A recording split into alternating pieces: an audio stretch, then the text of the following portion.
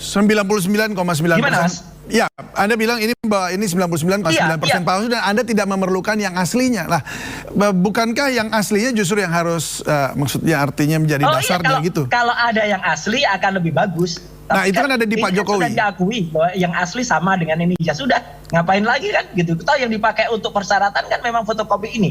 Dan ada satu bukti lagi, yang ini menarik ya. Baik KPU pusat maupun KPU daerah sama-sama mengaku mereka tidak pernah melihat ijazah asli.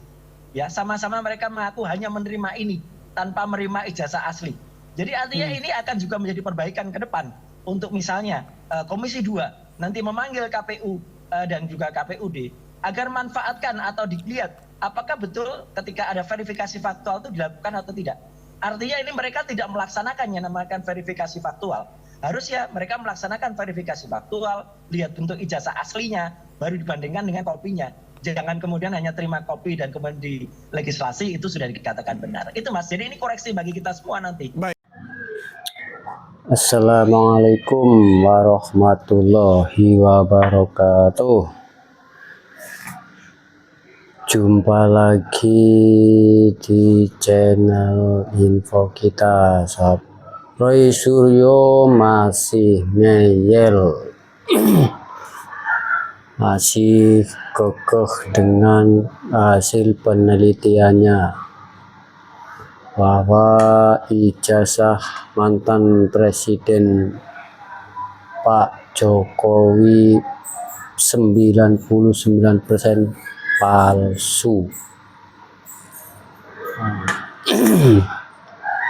Sebenarnya apa ini tujuannya si Roy ini? Sebenarnya ada apa ini?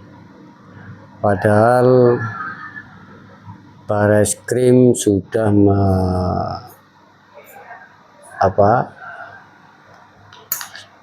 menyampaikan kalau ijazah Pak Jokowi asli.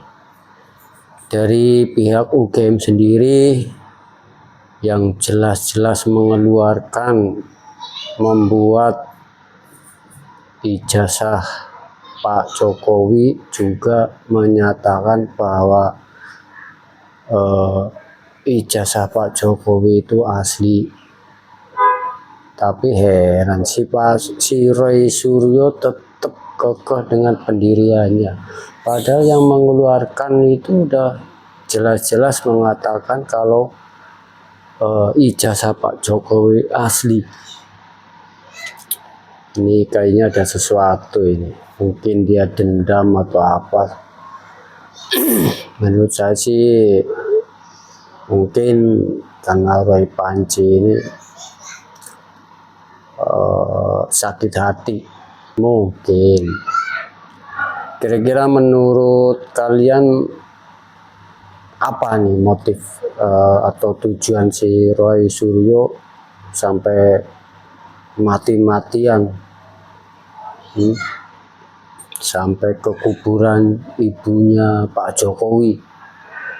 Ini sangat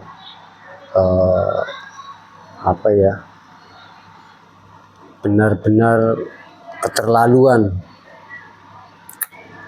Apalagi si Nenek Tiva sampai berani mengatakan kalau kuburannya itu bukan kuburan ibu Bapak Jokowi. Baik teman-teman, mari kita simak videonya ya. Jangan lupa bantu subscribe bagi yang sudah memberikan dukungan dengan menekan tombol subscribe. Saya ucapkan banyak terima kasih. Semoga Allah memberikan keberkahan, diberikan rezeki yang berlimpah dan dimudahkan segala urusannya. Amin. Mari kita langsung simak video berikut. 99,9%. Ya, Anda bilang ini 99,9% palsu dan Anda tidak memerlukan yang aslinya. Lah, bukankah yang aslinya justru yang harus maksudnya artinya menjadi dasarnya gitu? Kalau ada yang asli akan lebih bagus. Nah, itu kan ada di Pak Jokowi. Sudah diakui bahwa yang asli sama dengan ini, ya sudah, ngapain lagi kan gitu. Toh yang dipakai untuk persyaratan kan memang fotokopi ini. Dan ada satu bukti lagi, yang ini menarik ya. Baik KPU pusat maupun KPU daerah sama-sama mengaku mereka tidak pernah melihat ijazah asli. Ya, sama-sama mereka mengaku hanya menerima ini tanpa menerima ijazah asli. Jadi artinya ini akan juga menjadi perbaikan ke depan untuk misalnya Komisi 2 nanti memanggil KPU dan juga KPUD agar manfaatkan atau dilihat apakah betul ketika ada verifikasi faktual itu dilakukan atau tidak. Artinya ini mereka tidak melaksanakan yang namanya verifikasi faktual. Harusnya mereka melaksanakan verifikasi faktual, lihat bentuk ijazah aslinya, baru dibandingkan dengan kopinya. Jangan kemudian hanya terima kopi dan kemudian di legislasi itu sudah dikatakan benar. Itu Mas, jadi ini koreksi bagi kita semua nanti. Baik, bagus. Coba saya mau tanya ke... Semua sudah diatur Mas oleh peraturan perundang-undangannya. Dan yang saya harus luruskan kembali ya, yang berhak menyatakan apakah yang diberikan kopi yang diberikan tadi pada pihak-pihak yang pemohon itu adalah apakah itu adalah kopi yang sama yang diberikan oleh Pak Jokowi. Itu adalah yang berhak menjawab itu adalah dari KPU sendiri.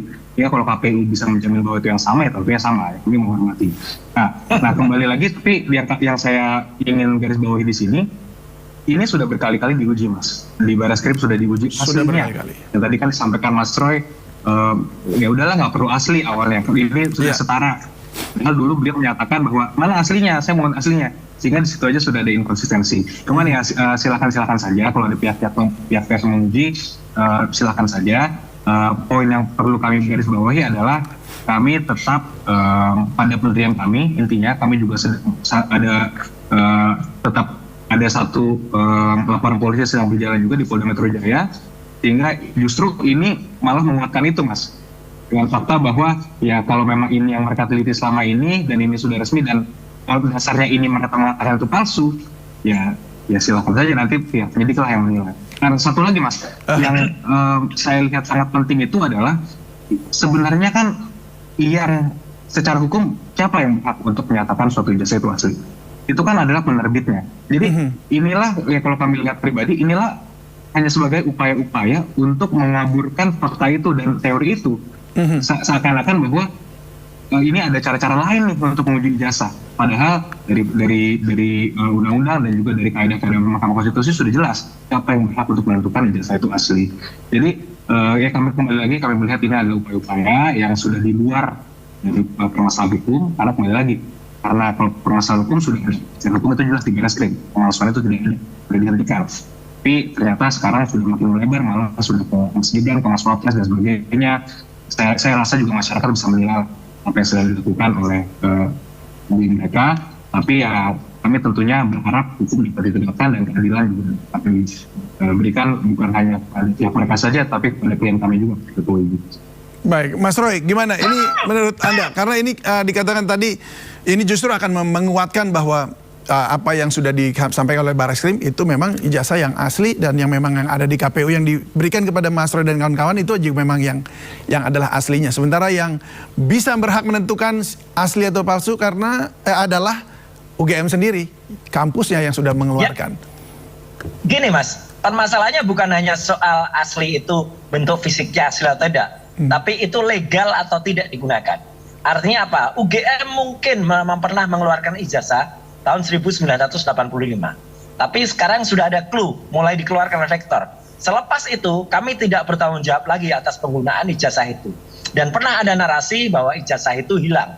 Bisa jadi ijazah itu hilang dan kemudian di print lagi oleh instansi yang tidak berhak dan lain sebagainya. Nah, itu yang kemudian kita akan telusuri, itu sah atau tidak. Tapi artinya begini, kalaupun itu memang asli, dalam tanda kutip ya, tapi aslinya seperti yang kemudian ini nampak, itu yang sangat kita pertanyakan.